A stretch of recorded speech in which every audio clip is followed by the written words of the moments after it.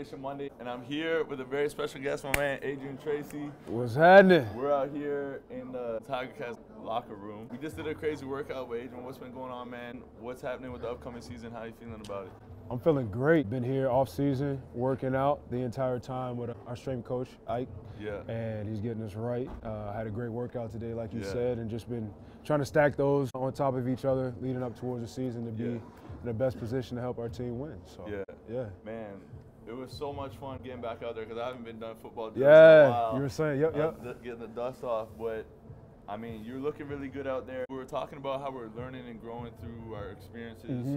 Can you tell us a little bit how last season, you were talking about how it gave you a lot of value, a lot of insight. Just touch on that. For sure. Last year was probably my most injury-riddled season I've ever had playing football, period. And I think that there was a lot of lessons I learned in what we were talking about as far as rest and silence.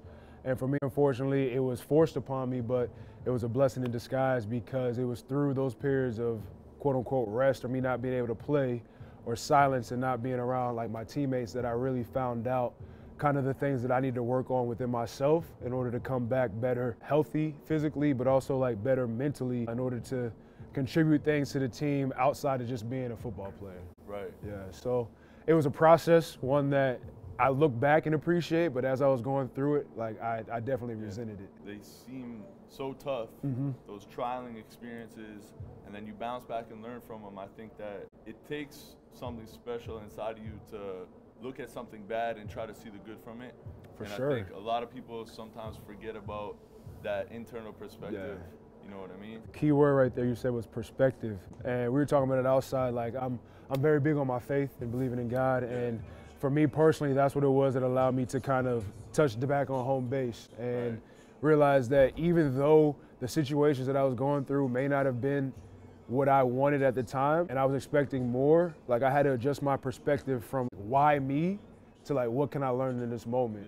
And when I changed it to that, things started to make sense. I was able to kind of push through and understand that there was a reason to all of the things that were happening, and I could get a benefit out of it if I was willing to. But if my perspective was always poor and I was kind of playing the victim or the woe is me, then the time that I would be through going through that tribulation or whatever would be a waste instead of a benefit. I think it's crazy how your mentality, it can either be your best friend in your strong suit, or it could be your worst enemy. For sure. And you know, you talked about that perspective and just how your own personal, insightful perspective is what's gonna take you over and beyond those obstacles. Yeah, I mean, I'm learning a lot about myself as I get older, and I was telling you outside, I'm finally in a position where I'm comfortable 100% with just being myself. And I think that when you get to that point where you don't really care what anybody else says, and like peer pressure doesn't affect you to the same degree it did before, you're really able to like flow and function and live life as it's supposed to be. And once you know who you are, you can know what you stand for, and you'll know what you won't take at all. When you do that, you kind of, like I said before, establish those parameters and boundaries, and you know how to flow and operate, and then other people who come in contact with you know the same thing. But if you're uncertain about who you are, you can let things that you would genuinely oppose be, put upon you. And that's not what life's about, you know what I mean? So I love that you said that because I think it's something that a lot of young athletes can learn from. It's easy to get caught in the peer pressure. It's easy to get caught in the hustle and bustle, especially when things are going well and you're just so in tune with your sport and everything that's going on. But sometimes you don't take that time to reflect and separate who you are personally away from the sport. For sure. You know what I mean? Man, football is what I do. It's not who I am. And for the longest time, I had a problem with separating the two. And it wasn't until I actually got released from the New York Giants after being there for 3 years and winning the Super Bowl that I was forced to really hit that head on. I'm in a position where I've dedicated so much time and effort to football, and it was all taken away from me just like that. Now who are you? Like, do you still have things to contribute? Can you still like push forward? Even though there's certain things that football like afforded you to do, you were somebody before football. And I had lost that identity. And to be able to come back and see that, I think was like the true benefit of that process. Like, a lot of people want to get to the end. Like, I want to get to the finish line. Everybody wants to get to the finish line. But there's a lot that you can learn in the span of the race that you'll get ready for the next chapter, the next challenge, or the next race that you'll be better off for. Right. Like you can't like the grind is cool if you can appreciate the grind. You can't fast forward it, or you can't just say I'm grinding for the sake of grinding. Because one thing I appreciate about genuine people is they see through that. Right. Like at the end of the day, if you're trying to paint a picture of a side of being something that you're not, it's gonna fall and it's gonna crumble, because that's not the foundation of who you are. That's why it's so important to have those moments of silence, of reflection, of rest, because that's where you truly see, okay, cool, let me work on this, let me work on that, or I did well in that, and you're better off for it. I think that's awesome, because we can start thinking about the things that we want to do, but in that time, the things that we need to do to get there, we're not always committed to doing it. And if we're not living and breathing it, and we don't become the hard work, the dedication, the consistency, the things that people don't want to do, then you could have a lot of trouble with that. One thing I wanted to ask you, I mean, you've come a long way, and you talked about who you were before football, and I mean, you're gonna be someone great after football too. Appreciate that. I'm just trying to be like you when I grow up. Man. I see nothing but bright things in your future, and so insightful and so mindful. I think that all young athletes should take away so many golden nuggets that you just dropped in this video. But if you could go back and talk to your younger self, maybe coming out right before you hit that scholarship, going to play college ball, what do you think words of advice that you would give yourself? Keep the faith. Keep the faith. Keep the faith. I think that there's been so many different times in life that I've had the idea to do something and started, but didn't feel like I could finish it and do it in a certain way. So instead of attempting and failing, I'd rather just not attempt. And I know that sounds crazy. That fear of failure. The fear of failure. But if I had faith in myself, and I have faith in the abilities, and I have faith in the fact that nothing is by chance and everything happens for a reason, and that God is intentional, then I wouldn't have been paralyzed by that fear, and I would be able to embark on different things. Not to say that I'm not happy with where I am, because this path alone, as far as me being a professional athlete, will show you what faith can do. But I had a problem with taking that and administering to other areas in my life. So if anything, it would be keep the faith, and then don't pigeonhole yourself. You know what I'm saying? If your sport is what you do and not who you are, then there's so many other things that you're capable of doing.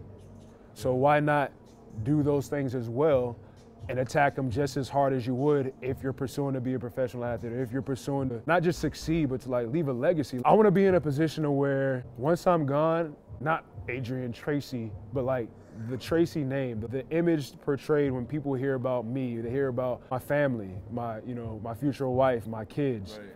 I want it to be how we think of LeBron James and the things that he's doing. He is showing that he's much more than just an athlete, and it's a great example to follow as far as understanding he's the greatest player to ever play, in my opinion. Right. But where he's really focusing his efforts and his talent is something that is greater than just basketball. He has his hand in the activist role in the States, you know what I'm saying? He's in the community, he's helping in so many different areas and aspects to where you can't just pigeonhole him as a basketball player. That's what I want. I want people not to be able to pigeonhole me. I want people to think that I could go and touch and tap in different areas, and no matter what it was, sports or elsewhere, that I left an impact, and a positive impact.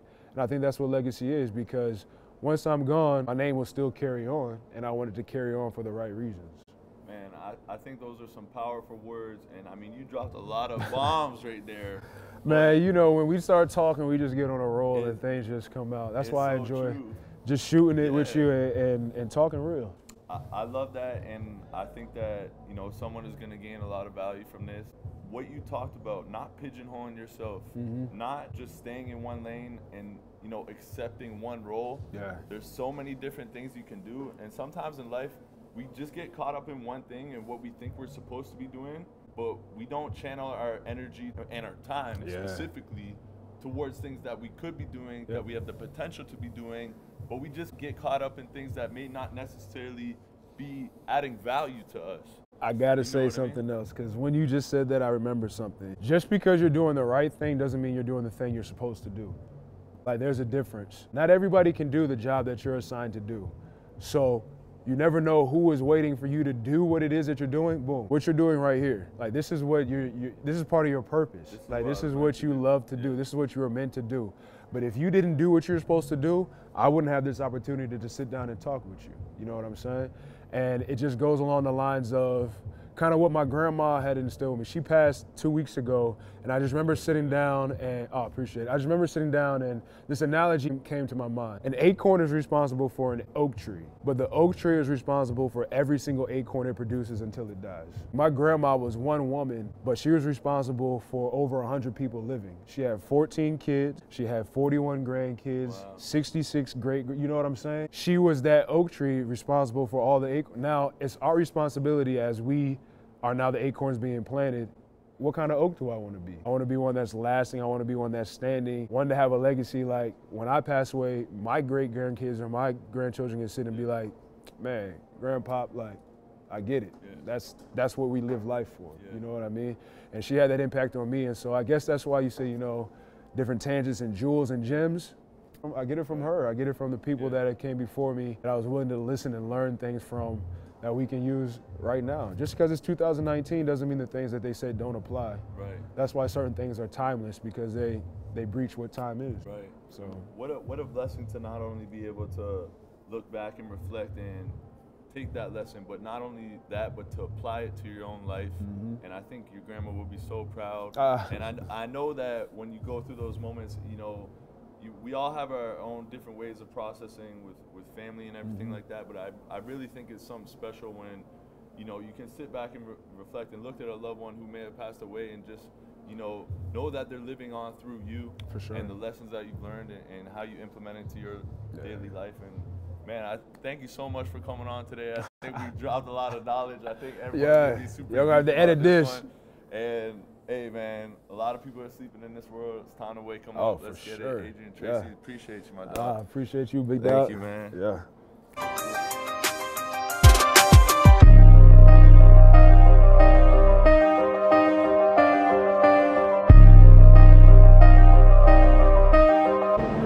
Good? Gucci. Damn, bro. Oh, shoot. I mean, we had a little bit of background noise, but I think that went.